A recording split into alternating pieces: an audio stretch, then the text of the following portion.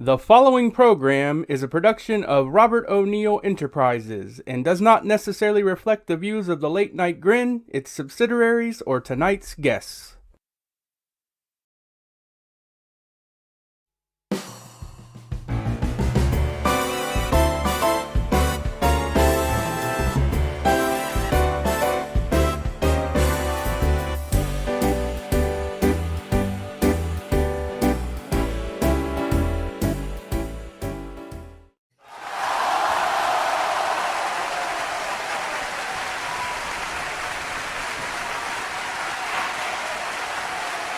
Good evening, everybody. Welcome to a special edition of The 31 with Robert O'Neill. With our spectacular first season behind us, we're back for a New Year's Eve special. That's right, folks. This isn't MLW. We get renewed around here.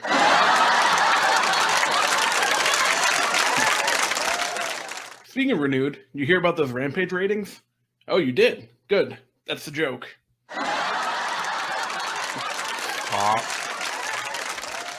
No, I'm just kidding. Rampage is a fine show. Couldn't imagine using it as a centerpiece for a 4-hour weekly wrestling podcast, though.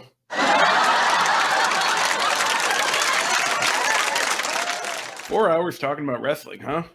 Can't think of anything worse than that. Hold up. I got it. Watching Monday Night Raw.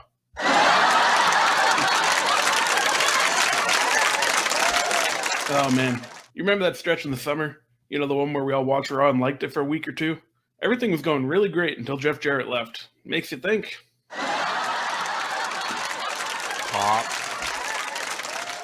No, but seriously, I'm actually voting for Raw as my best weekly show.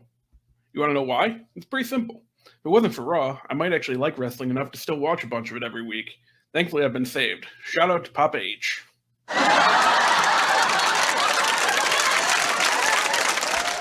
That's honestly why I've loved Ring of Honor's 2022 so much. 12 months to watch 3 shows? That's a pace I think we all can appreciate. To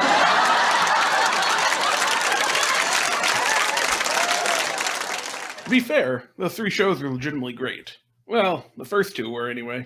I'm still waiting for Final Battle's 2029 release on Honor Club.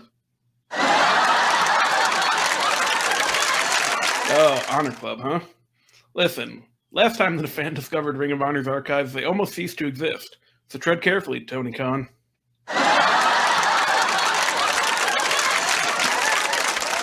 No, I sympathize with Tony Khan, though. As I've learned with this very show, sometimes booking can be hard. Speaking of such, tonight's guest is Joe Hulbert, a guy that I'm unfamiliar with, to be frank. Settle down. That's not our main event, because we're going to be closing tonight's broadcast with a conclusive list of the year's top stories. Yeah, no, I'm excited too. I gotta admit, though, the guest was a little disappointing. I had one response when I was told that it was going to be Joe Hulbert. Sorry to hear that. Be back after this.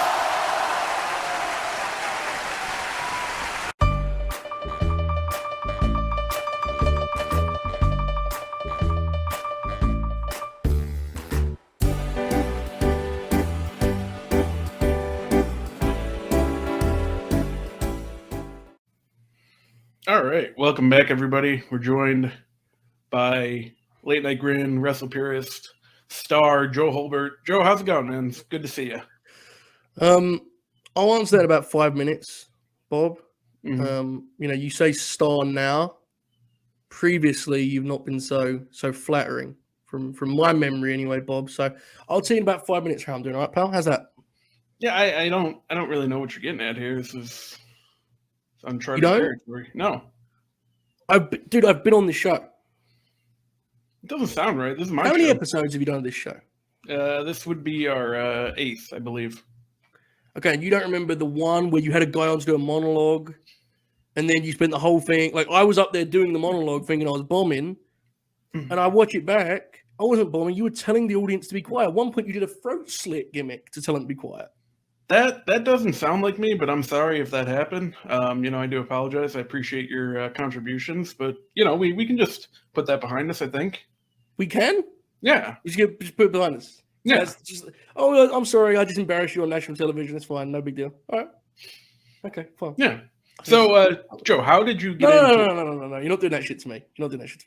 You're not going to just, heard you address the media, and then I give a big answer, and I be really honest and authentic and sincere, and you say, oh, we're out of time. You're not doing that shit to me, okay? As I said, you embarrassed me last time.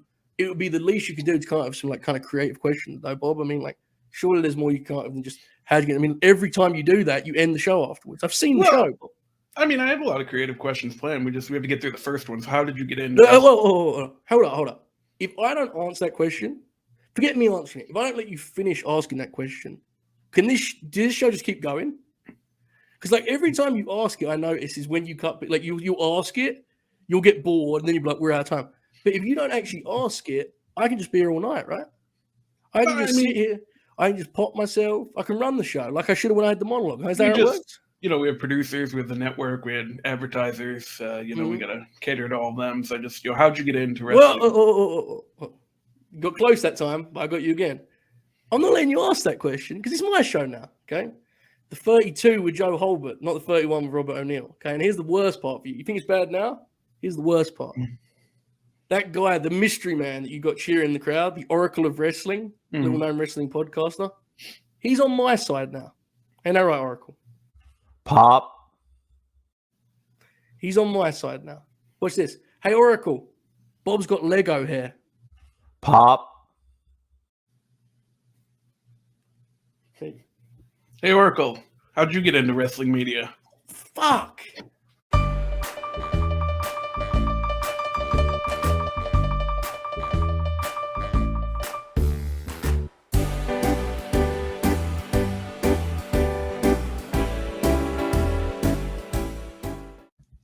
All right, everybody, we're back, and it's time for the main event. But first, let me explain for a moment, because I know that lists have never really been featured on talk shows before, especially top 10s. But here's the thing, as we count down the final hours of 2022, I thought it would make sense to recap what's been a rather eventful year in the always innovative list format. Now listen, wrestling content and lists, someone can make a lot of money off that if you ask me.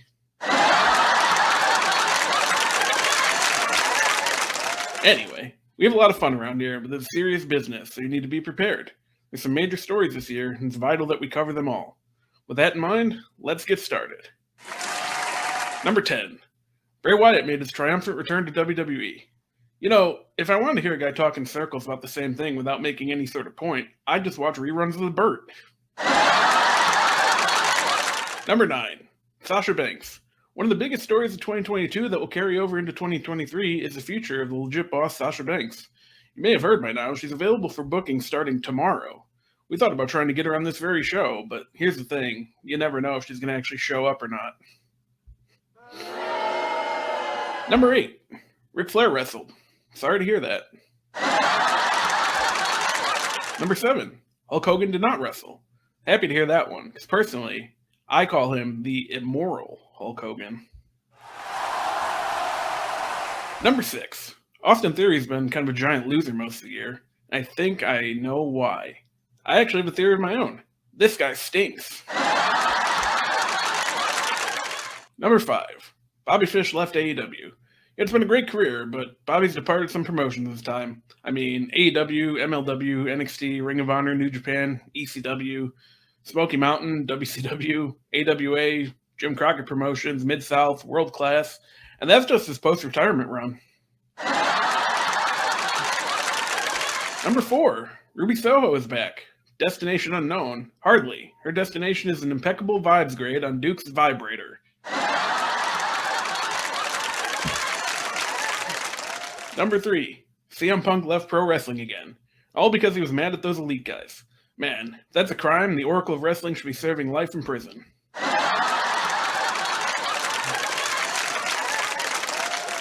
Number 2, Alexa Bliss sold out the Alamo Dome. And our biggest story of 2022, the Good Brothers re-signed with WWE. The actual story, though, is that I now call them the Great Brothers. Well, folks, that's all from me.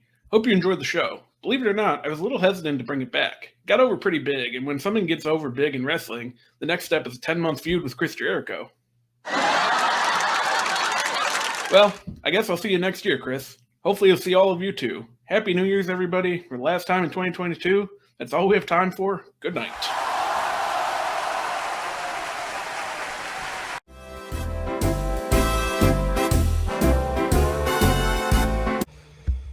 I started in wrestling media probably officially about probably close to 12 years ago now. 11, 12 years ago.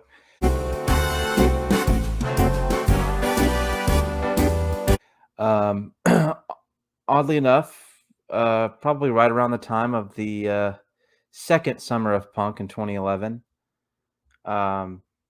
I did some podcasting with my brother Dylan and his friend Dave Musgrave on a podcast that they called the Wrestling Culture Podcast.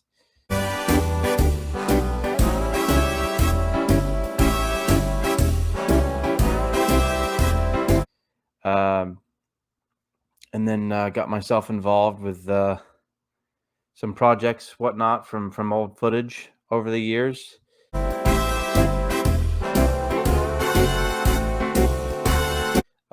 Wait a minute. What? Okay, I was expecting a question here. Is there anybody here?